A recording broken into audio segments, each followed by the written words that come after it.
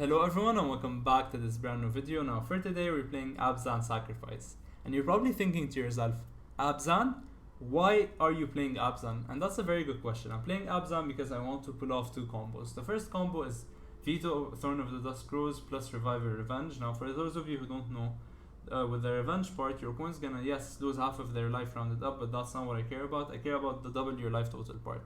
Now, when your life total in Magic doubles, it simply doesn't double on its own. You're actually gaining that much life. Meaning that if you have an active Vito on the field, you're gonna gain life, and then your opponent's gonna lose as much as you gain. So you're probably gonna kill him with only Revenge and Vito on the field, and that's the first combo I want to pull off. What's the other combo? Now you probably, or you maybe might have guessed it, but the other combo is dealing 8 damage with 1 mana. And you're probably thinking, 1 mana to deal 8 damage? Now Bolt is the guideline for damage, and it deals 3 damage for 1 mana. Now how do I deal 8 with simply 1 mana? I do it with Life Goes On. Now how do we ensure that our Life Goes On is always triggered, and how do we always make sure that we can deal 8?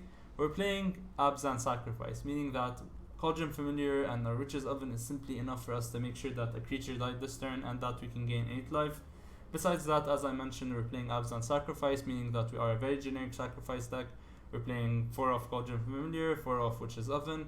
We're also playing 4 of Gilded Goose because she pairs well with all of our decks. She gives us food for Cauldron Familiar. She gives us also food for Trail of Crumbs, so she pairs very well with that. And the food that she gives you, or the mana advantage also that she gives you, plays very well with Bolas' Citadel, or other card advantage source. I'll get to Bolas' Citadel in a moment. Besides that, Cruel Celebrant and Bastion of Remembrance are very cool aristocrat effects, and they pair very well with Vito for the main reason that they also gain you life. So if you have Bastion plus Cruel Celebrant plus an active Cauldron Familiar loop, your opponent's gonna lose 3 life, and then you're gonna gain 3 life, causing your opponent to once again lose 3 life. So 6 damage per turn rotation is not a joke, and that's gonna kill your opponent very quickly, so make sure to be worried about that.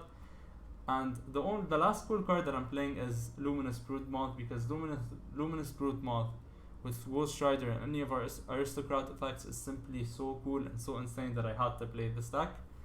Last but not least, we have Bolas' Citadel, which pairs very well with our deck because of all of the life gain theme, and because I really need a card advantage source. In Abzan we are lacking card advantage sources, so that's why I decided to go with Bolas' Citadel.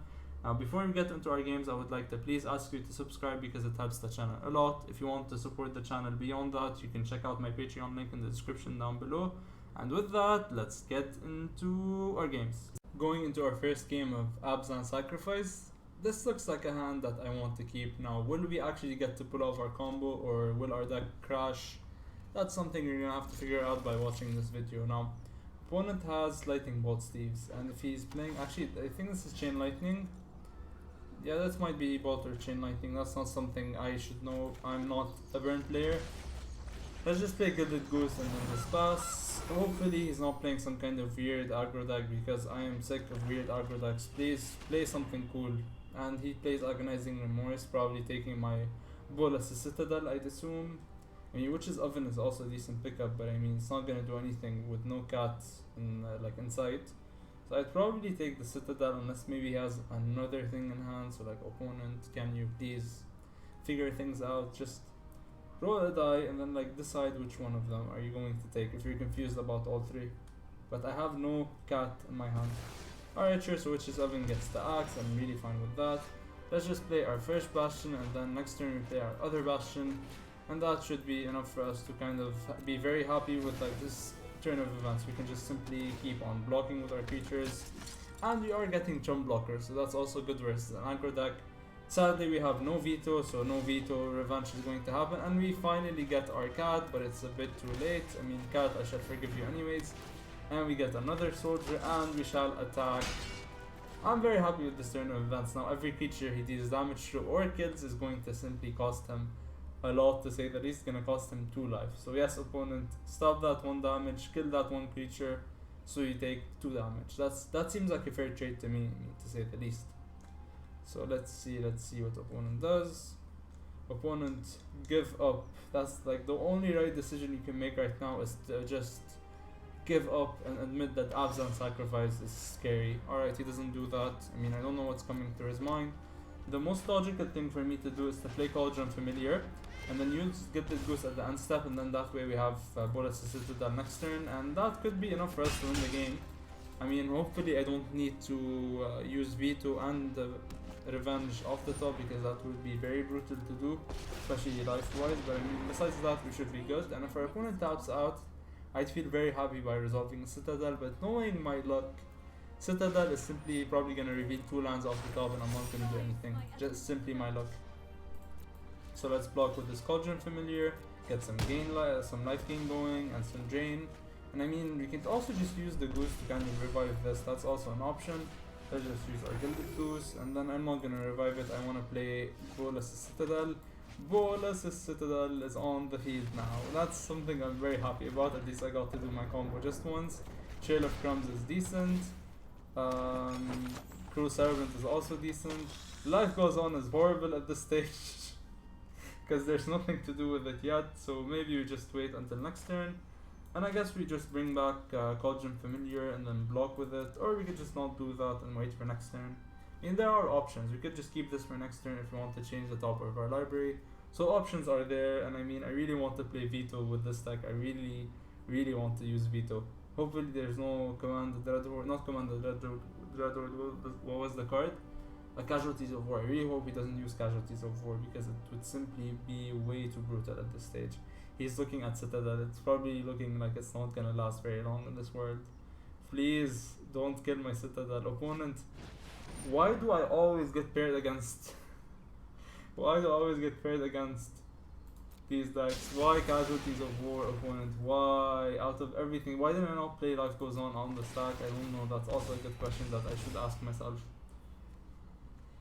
Sadly, our enchantment is gone. Everything that I was living for, everything that I was doing, simply just gone. And it's gonna take me a moment to just accept that, so I'm sorry if I'm a bit emotional right now, but I should have played Life Goes On. I don't know what came to my mind. I was probably just mad about this whole thing, and then like I probably forgot. Forgive me. Let's see what happens. So what are you going to do? Opponent just reanimate his mountain. I'm probably gonna triple block, because that does bring him very close to dying. If I triple block, I'm going to lose 3 creatures, and then he's going to take 6. And I mean, opponent, when you take 6, that's not a very good spot to be in, is it? Alright, so take 6, opponent. Let's do this. So opponent going to take 1 damage. Does this say non-token? No, it just says whenever a creature. Yeah. I mean, 6 damage is what you deserve for playing a 6 mana command. Casualties, I mean. Is it Karma? Probably is. Let's just play a Trail of Crumbs, and let's just use our Cauldron Familiar, get it back, and then pay the 1 to just do things. Yes, we are going to pay 1.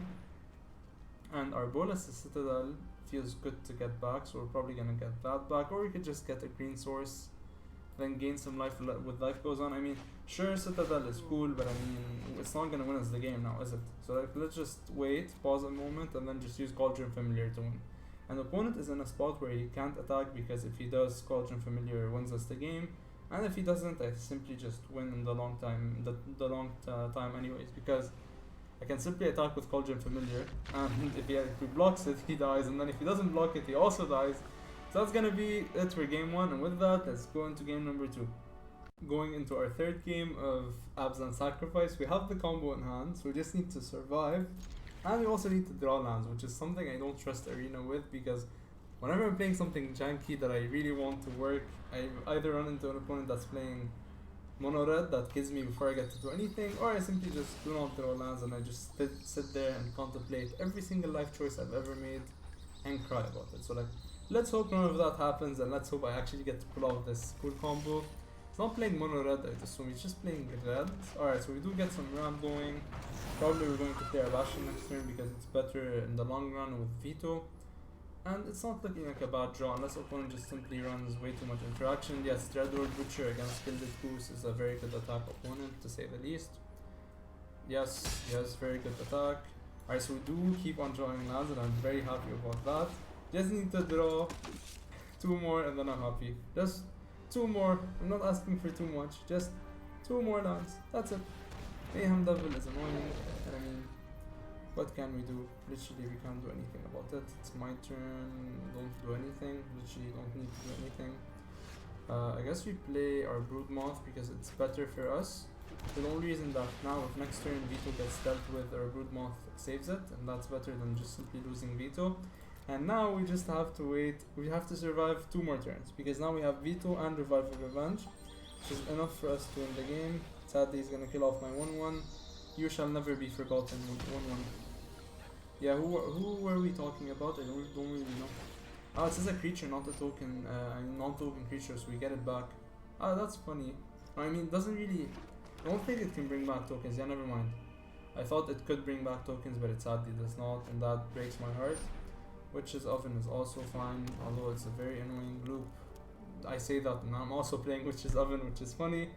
But I guess we can all agree that Witch's Oven is not a fun deck to play against. So now he's probably going to kill my Gilded Goose, forcing me to block his Dreadlord Butcher. Yes, play another one opponent. Just play now one more Witch's Oven, and now that way he can kill off my Broodmoth, which is not good for me to say the least. Sure, you can deal that damage. And then he's probably gonna kill the Goose, and if he attacks with the Butcher, I guess we just block it, because like, I mean, unless he has another like Witch's Oven in his hand, I guess we still survive. Because like, if he blocks here and then he deals 1 damage here, this is still a 3-2. Alright, so nothing happens, which makes me very happy. So now we just drop off our Vito and then just wish for the best. Let's just play our land, because now we can sacrifice the food to draw some cards. And I don't think I'm going to attack with the Mothra, and I think I'm just going to keep it back, because all we need is just our Vito to survive. Please, Vito, survive. Please. Priest is fine. Please don't claim the firstborn, give it haste, and do things crazy. Actually, if he does, I can just sacrifice Vito. Then nothing happens. I'm not gonna block, I'm not gonna do anything we don't have to do, because we win next turn if everything survives. So please, everything survive. Please, Blurus is fine. Yes, yes, this works. This stupid combo works. Yeah, actually no, don't activate ability, because like, if I do activate the ability, I mean, and never mind, if I activate the ability, you can go for that, sack, kill Vito, but it comes back with flying. And I think that's fine, because like, it's going to come back anyway, so I think we can safely activate the ability. Even though it means that Vito dies, it comes back with flying, and then we can just revenge next turn. He pings me and not even Vito, which is very funny in my opinion. If he gave up, he agrees that this deck is the superior sacrifice deck. I don't mean this in any way, by the way. I think this deck is horrible just because it can't run interaction. Now the cool thing about Rakdos Sacrifice is that it can run interaction in the form of claim the firstborn and then sacrificing it with Oven. This deck cannot run that, but what it can run is Vito Revenge. And what I think of the word revenge, I think of, my name is Inigo Montoya. You killed my father. Now prepare to die. But now we're gonna do it on a magic term. So no, my name is Vito Montoya. You killed my father. Now prepare to die. Let's just have a dramatic silence. Prepare to die. Prepare to die, opponent. Alright, so that's gonna be pretty much it for this video. I wanted to thank you for watching, and if you did enjoy this content and you want to see more of this, please do consider subscribing, because it helps the channel a lot. Before signing off, I would like to thank my Patreons for supporting me. If you also want to support the channel, you can check out the link in the description down below. And with that, I'll see you guys next time.